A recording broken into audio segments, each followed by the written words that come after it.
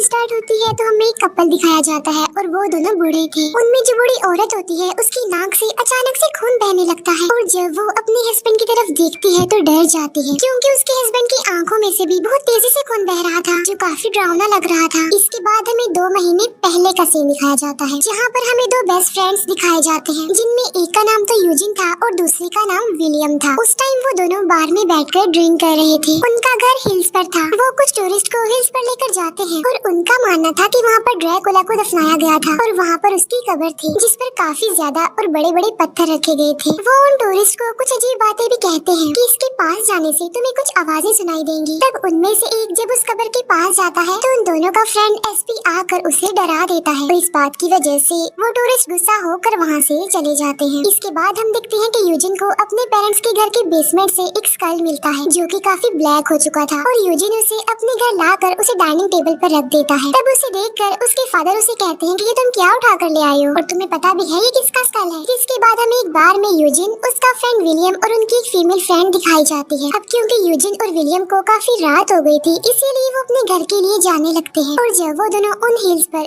यानी ड्रैकुला की कब्र के पास से गुजर रहे थे तभी किसी बात को लेकर उन दोनों की फाइट हो जाती है और इस लड़ाई में यूजिन विलियम को धक्का दे देता है जिसकी वजह से विलियम का एक हाथ उसी कब्र के एक पत्थर से लग जाता है जिसकी वजह से उसे चोट लग जाती है और उसका खून बहने लगता है। इसी दौरान हम देखते हैं कि जंगल से एक पिग आकर विलियम पर अटैक कर देता है और उसे बड़े ही ब्रूटल तरीके से मार डालता है। अब ये सब कुछ यूजिन की आंखों के सामने हो रहा था लेकिन वो अपने फ्रेंड को बचाने के लिए कुछ भी नहीं कर सकता था। मगर इतनी ही देर में वहाँ पर विलियम के फादर भी आ जाते हैं। अब यहाँ पर हम एक बड़ी ही अजीब चीज नोटिस करते हैं और वो ये कि उस कब्र के पास जो खून गिरा हुआ था वो अचानक से जैसे गायब होने लगता है। इसके बाद विलियम के फादर पुलिस से अपने बेटे की डेड बॉडी को ले लेते हैं। फिर नेक्स्ट डे हम देखते हैं कि ये लोग उन्हीं हिल्स पर उसी कब्र के पास कुछ कंस्ट्रक्शन का काम करना चाहते थे लेकिन सब लोग डर रहे होते हैं उस कब्र को वहाँ से हटाने से। तब यूजिन बगैर डरे हिम्मत करके उस कब्र को वहाँ से हटा देता है लेकिन वहाँ पर उसका जो फ्रेंड एसपी होता है वो काफी डिसअपॉइंट हो जाता है क्योंकि वो वहाँ पर कुछ डरावना एक्सपेक्ट कर रहा था। नेक्स्ट सीन में हमें एक वर्कर दिखाया जाता है जो कि उन्हीं में से एक था जो उन हिल्स पर कंस्ट्रक्शन का काम कर रहे थे। उस टाइम वो अपने ऑफिस में बैठा होता है लेकिन तभी वहाँ पर उसे किसी की आहट महसूस होती है। जब वो चेक करने के लिए जाता है और आवाज लगाता है तो वहाँ पर कोई भी नहीं होता। फिर वो चेक करते करते एक रूम में चला जाता है जहाँ पर अचानक से हमें बहुत सारा खून देखने को मिलता है। इसका मतलब साफ था कि उस वर्कर पर किसी ने अटैक कर दिया है। इसके बाद हमें दिखाया जाता है कि जब सभी लोग कंस्ट्रक्शन साइट पर पहुँचते हैं तो वहाँ पर उन्हें बड़ी हैरान कर देने वाली चीज दिखती है और वो ये कि उन्होंने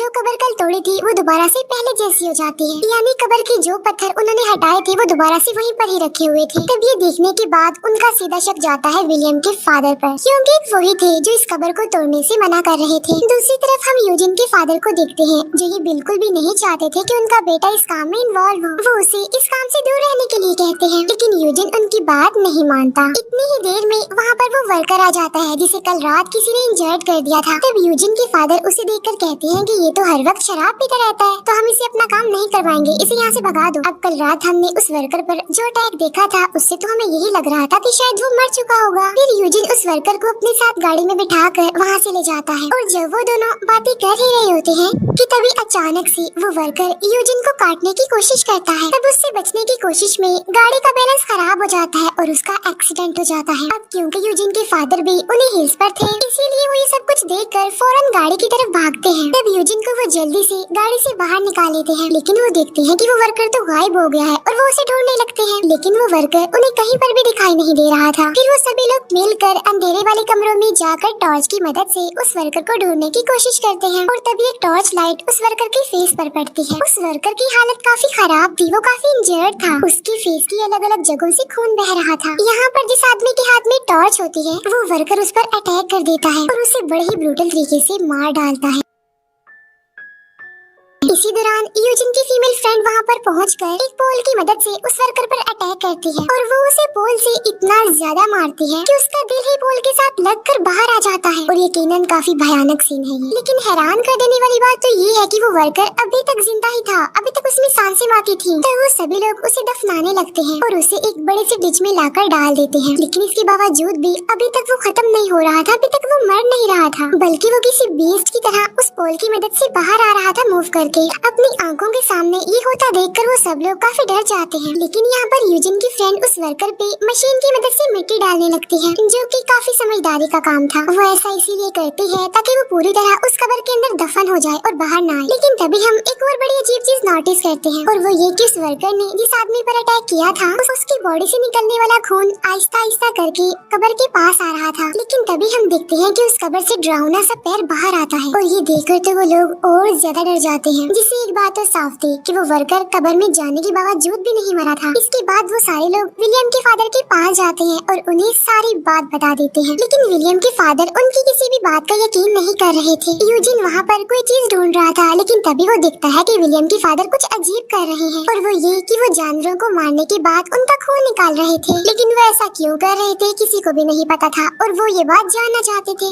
लेकिन जब वो लोग विलियम के फादर से इस बारे में पूछते हैं तो विलियम के फादर गुस्सा होकर उन सब पर गन पॉइंट कर देते हैं। तब किसी तरह यूजिन की फ्रेंड उन्हें समझाकर उन्हें रिलैक्स करती है। तो इसीलिए विलियम के फादर यूजिन को एक रूम के बारे में बताते हैं। साथ साथ वो यूजिन को उस रूम के पास जाने के लिए भी बोलते हैं। लेकिन जब यूजिन वहाँ पर जाता है तो वो देखता है कि विलियम अभी तक जिंदा है, वो मरा नहीं है अभी। तब ये देखकर यूजिन हैरान होने के साथ साथ डर भी रहा था, और यहाँ पर विलियम किसी इंसान की तरह नहीं लग रहा था, बल्कि उसकी हालत किसी जानवर की तरह हो गई थी, क्योंकि उसी के लिए ही तो उसके फादर जानवरों को मारकर उनका खून निकाल रहे थे। फिर विलियम के फादर बताते हैं कि जब मैं अपने बेटे का पोस्टमार्टम कर रहा था और जब मैं अपनी वाइफ से बात कर रहा था तो विलियम अचानक से ही उठ खड़ा हो गया, यानी वो दोबारा जिंदा हो गया। तो वो सीन देखने के बाद तो विलियम की मदर डिप्रेशन में ही चली गई। अब क्योंकि उस टाइम विलियम पावरफुल नहीं था, यानी वो कमजोर था, तो हमने उसे कमरे में बंद कर दिया। और असल में ये सब कुछ ड्रैकुला के जिंदा होने की वजह से हुआ था, क्योंकि उन लोगों ने उसकी कब्र जो तोड़ दी थी, और अब ड्रैकुला की सॉल ने विलियम को पोजेस कर लिया है, यानी उसकी बॉडी पर कब्जा कर लिया है, और उसी ड्रैकुला की वजह से सभी को मुश्किल का सामना करना पड़ रहा है। फिर वो ड्रैकुला की एक बुक पढ़ते हैं जिसमें से उन्हें पता चलता है कि ड्रैकुला को कभी भी नहीं मारा जा सकता। लेकिन यूजिन के फादर इस बात पर एग्री नहीं कर रहे थे, क्योंकि उनका मानना था कि अगर हम विलियम का सर काट देंगे तो सब कुछ नॉर्मल हो जाएगा और ये सब कुछ खत्म हो जाएगा। तो इसीलिए वो सब लोग ना चाहते हुए भी विलियम को मारने का प्लान बनाते हैं, और अभी वो प्लान बना ही रही होती है कि तभी विलियम की मदर अचानक से उठ जाती है, और वो विलियम के फादर को शूट करके इंजर्ड कर देती है ताकि वो विलियम को ना मारे। लेकिन तभी विलियम अपनी मदर पर अटैक कर देता है, वो उन्हें काट लेता है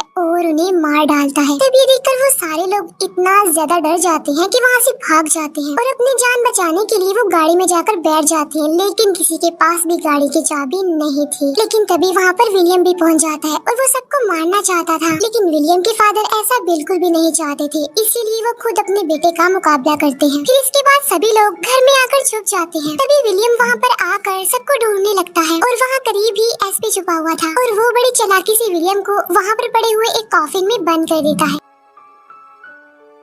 फिर वो उन सभी को वहाँ पर बुलाता है ताकि वो आकर उसकी हेल्प करें। फिर वो सभी लोग उस कॉफिन को लॉक्ड कर देते हैं। विलियम को उस कॉफिन में बंद करने की कोशिश में वो एसपी काफी इंजर्ड हो जाता है, इसीलिए उसकी वहीं पर ही मौत हो जाती है। इसके बाद वो उस कॉफिन को दफना देते हैं, और इसके फौरन बाद हमें 2 मंथ्स बाद का सीन दिखाया जाता है, यानी जहाँ से इस मूवी का स्टार्ट हुआ था, यानी जहाँ पर हमने इस बूढ़े कपल को देखा था जिनकी आंखों से और नाक से खून बह रहा था। और ऐसा उन लोगों के साथ इसीलिए हुआ था क्योंकि जो ड्रैकुला थी वो सिटी की तरफ बढ़ रही थी। तब ड्रैकुला के सिटी में आते ही सभी लोगों के ऐसे ही खून बहने लगा था, बिल्कुल पानी की तरह जैसे। फिर वो सारे लोग जिन्होंने विलियम की डेड बॉडी को दफनाया था वो शहर में लोगों की हेल्प करने के लिए चले जाते हैं, और तभी यूजिन को रियलाइज होता है कि जो ड्रैकुला का घर है वो कोई और नहीं बल्कि उसके पेरेंट्स का घर है, जहाँ पर उसे वही ब्लैक कलर का स्कल मिला था। तो इसीलिए वो सोचता है कि शायद ड्रैकुला उसे वहीं पर ही मिलेगी। फिर इसके बाद यूजिन और उसके फादर अपने उस घर में आकर छुप जाते हैं। तभी हम देखते हैं कि यूजिन के फादर उसे बचाने के लिए उसे बेहोश कर देते हैं ताकि ड्रैकुला का सामना वो अकेले ही करे। और इसीलिए जब ड्रैकुला उनके सामने आती है तब यूजिन के फादर एक एक्स से उस ड्रैकुला का सर उड़ा देते हैं, और ऐसा करने के बाद वो काफी खुश हो जाते हैं क्योंकि उन्हें ऐसा लग रहा था कि उन्होंने ड्रैकुला को मार दिया है। और जब वो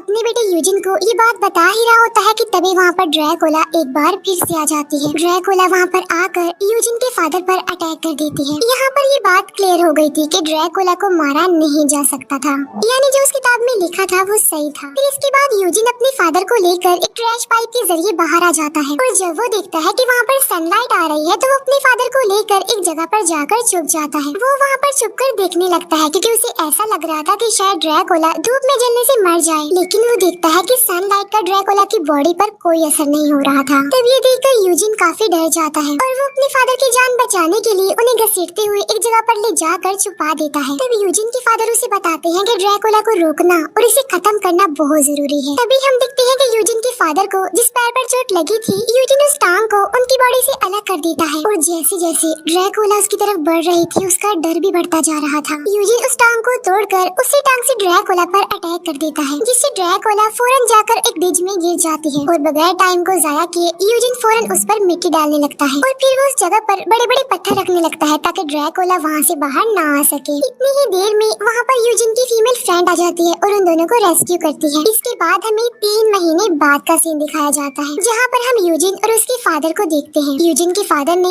अपनी एक टांग खो दी थी, लेकिन फिर भी वो जिंदा थे। वो यूजिन को बता रहे होते हैं कि मैंने घर की सफाई की है और मुझे कुछ पत्थर मिले हैं। फिर यूजिन उन पत्थरों को लेकर ड्रैकुला की कब्र पर जाता है और वो उन पत्थरों को उसकी कब्र पर रख देता है ताकि वो और मजबूत बन जाए, ताकि वो ड्रैकुला कभी भी बाहर ना आ सके। और इसी के साथ ही हमारी मूवी यहीं पर एंड हो जाती है। Thank you for watching.